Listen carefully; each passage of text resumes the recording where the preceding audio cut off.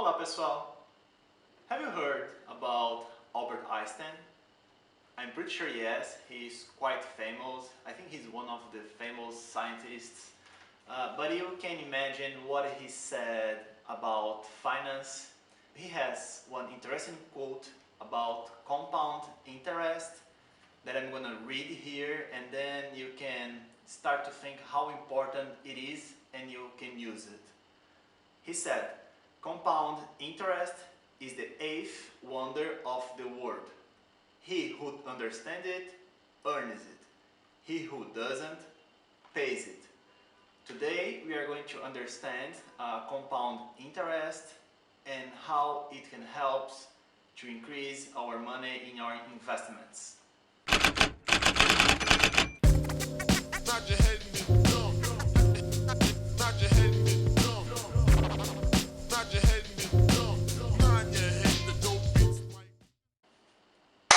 First of all, I need you to subscribe to this channel, turn on the ring, and if you like this video, thumbs up.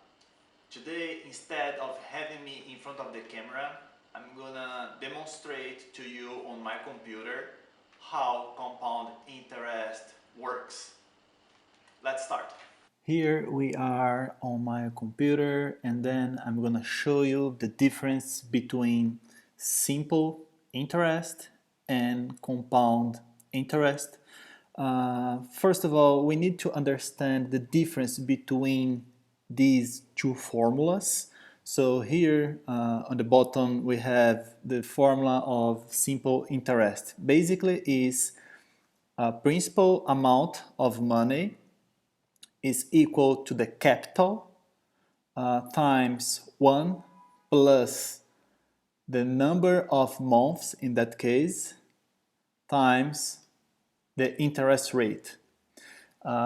It's just a simple difference between simple and compound. As you can see here, you have your principal amount as well, and then you have your capital, that's the amount of money that you are investing in this example, times 1 plus interest, but then here you have the period of time exponentially instead of times of the interest. So in this example we have here 24 months, and let's say that we are going to start to invest 10,000, and then we have interest 5% a month.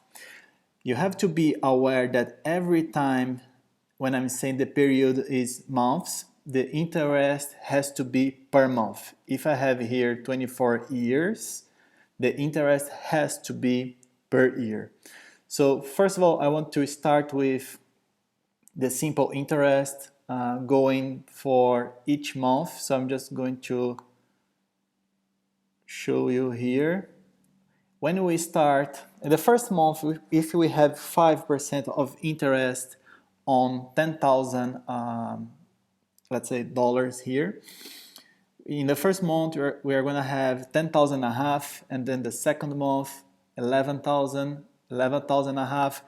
Every single month you are increasing in $500 in this example. So here on the graph you can see from the first month how you are evolving until the last month.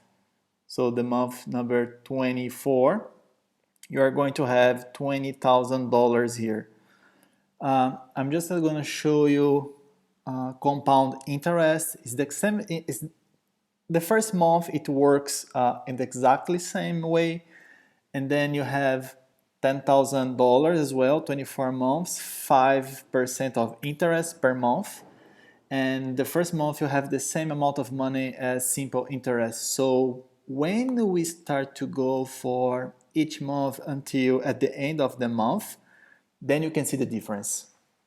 So basically you are going to this, on the graph here you cannot see because the numbers are very close, but since from the fourth month for the future, you start to see the difference, and then how the formula here is exponentially, the gap between these two types of interest is getting higher.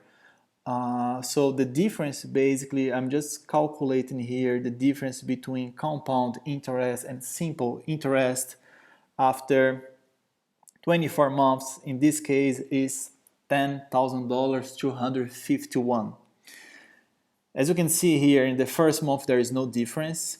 Then on the second month, $25, 76.25, and then so on until the last month. So just thinking about to use the power of the compound interest in your favor, because as you are focusing your goals, let's say for the retirement, use the compound interest in your favor, and then you're not going to feel in the first, let's say, months or in the first couple of years, but then after 3, 4, 5, 10 years, 15 years, 20 years, then you're gonna see how difference has compound interest versus simple interest.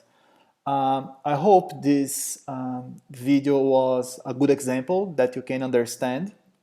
If you have more questions, you can just ask me below here in the comments. I will be more than happy to answer you. Just one detail. These numbers are just an example. So here we have 24 months. $10,000 is the money that you start to invest in that case. And here we have a 5% interest.